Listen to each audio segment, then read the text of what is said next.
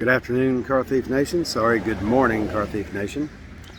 I'm going to give you guys a quick update as to where I've been for the last month. Friday of Memorial Day weekend, I was out on my first night of my summer downtown Springfield tours. Last year in the summertime, I went just about every weekend, had a blast doing it, and the fact is I had a blast doing it, and I got a couple of requests from y'all that when am I going to start it up again? So I went out and ended up getting into a situation that was unavoidable. About two bouncers started some guff because I have 13 years bouncing and cooling nightclubs, 12 years owning a repossession and impound company, and an active agent. And 3 years of owning a bar. I know intent when I see it, and because I am disabled, our stand your ground laws state that I don't have to take an ass whipping before I put holes in someone. No, I did not shoot anybody. Thank sweet baby Jesus above. But I did have to show my weapon. I did not unholster it. I didn't point it straight at. It was at a low ready, stopped an attack. They called the cops. Cop shows up, doesn't do a second's worth of investigation, and boom, you're under arrest. I got mouthy with the CO in the jail doing the strip search, and for the first time in 52 years, I was being put in stripes. Unlawful use of a weapon, felony E. It is what it is. Based on stand your ground laws, I did not break the law. It was a wrongful repossession for a lawful activity. And in that strip search, he eventually, they want to see your butthole. And I told him, I'm not going to do it. I'm not going to turn around and spread my cheeks. What are you, some kind of degenerate? I am not showing my chocolate starfish. You're going to have to hurt me to get that done. So that's what they did. Two COs wrestled me quite roughly to the ground. I'm a disabled dude. You're a badass. You can beat up a disabled guy. And the CO on my right re-injured my right shoulder and right wrist, which is what I broke in my motorcycle accident. I'm hurt again. They put me directly in seg for 10 days, the hole. 3 times in 33 days I was put in the hole.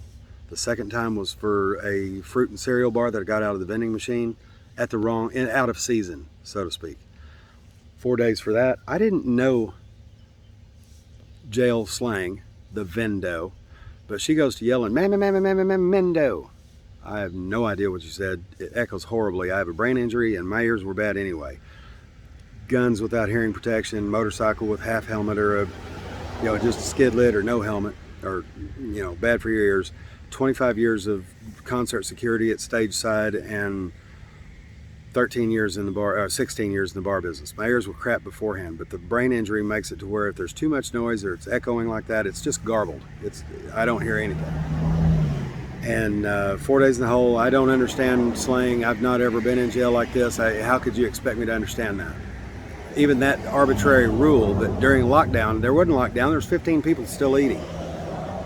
So the DHO, the disciplinary hearing officer, went ahead and let me out. And the third time was to correct the pronunciation of a word with a nurse. It's etiquette, not etiquette. I figured you'd be old enough to pronounce it before you were old enough to spell it. She said it was coughing etiquette to cover when I coughed. I coughed into my sleeve, so I did cover. And then she says, you should have learned that before you were 2 years old. You attack my parents' ability to teach me such things? I'm going to save that for later. So that's what she got. I didn't raise my voice. I didn't cuss her. I didn't call her any nasty names. I just corrected the pronunciation. 10 days in the hole. 33 days in the facility. I spent 24 of them in segregated housing, the hole.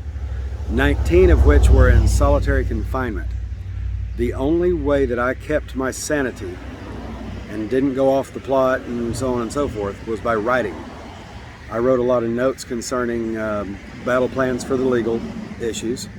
I am going to eventually open a food truck / trailer and putting up menu ideas and this, that, and the other. I'll give y'all more information on that later. And I even wrote a poem for In Lakesh, which is an Aztec term for you are the other me. This woman is very special to me. That being said, I also wrote a love letter and a poem. That poem says, they took from me my freedom of speech. They took from me my freedom of press. They took from me my freedom of religion. They are attempting to permanently take my Second Amendment right to keep and bear arms. They did this all because of greed, but in return, they did trade back another right for us, the right to remain silent. And that is a right that I refuse to exercise. I am American, I am patriot, I am journalist. Hear me roar. If they think that this isn't going public and very loud, they're high on drugs or retarded. Sorry, not hating, just saying. They run the new jail like a level 5 maximum security penitentiary, and they hid me for 24 of the 33 days. Didn't even get a phone call for the first 10 days after booking. That's unlawful all the way. At one point in time, they housed me with a federal inmate in the cell. That is federally illegal to even house them in the same pod, much less the same cell. That's going to create an issue for them. I've never e-begged since I started this channel, and I've always stood on my feet as a man. I loved working. I am physically unable to work because of my disabilities, my physical disabilities, and my brain injury.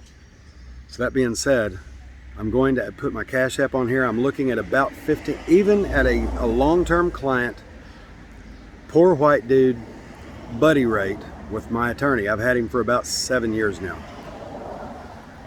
Even with that buddy rate, I'm looking at about $15,000 in legal expense fighting this felony. I need help. Everyone that donates, I will be keeping notes, and I have kept very good notes since I opened the repossession company. And everyone that donates, I will be keeping notes as to who did what. And when the 1983s are paid, I will be remembering you guys in spades. And I thank you in advance. That being said, I'm adding my Cash App in the description. Welcome to my special flavor of brain injury. I'm going to add my Cash App in the description. When my PayPal, I had to change my legal name with my PayPal. As soon as that's done, they say 24 hours. I just did it this morning.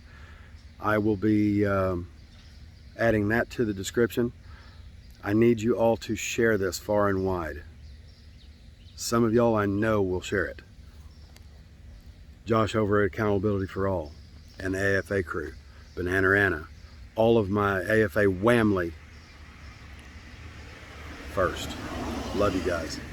But then you've got those like Wright's Crispy, San Joaquin Valley Transparency, and the San Joaquin family, Junior, Nate Skates 182, so on. Eli, the People's Guy, Caucasian Sasquatch, Lucky Laptop, and Show Me State News Now. I love you guys, and I appreciate you guys. I appreciate the rest of you as well. And if I've missed any of you biggins, sorry. You have full permission on video to mirror and share and help me meet that 15,000, maybe even plus, legal expense mark. It is very humbling to have to ask for the help, but I have to ask for the help. Please and thank you in advance. I'm going to end this now.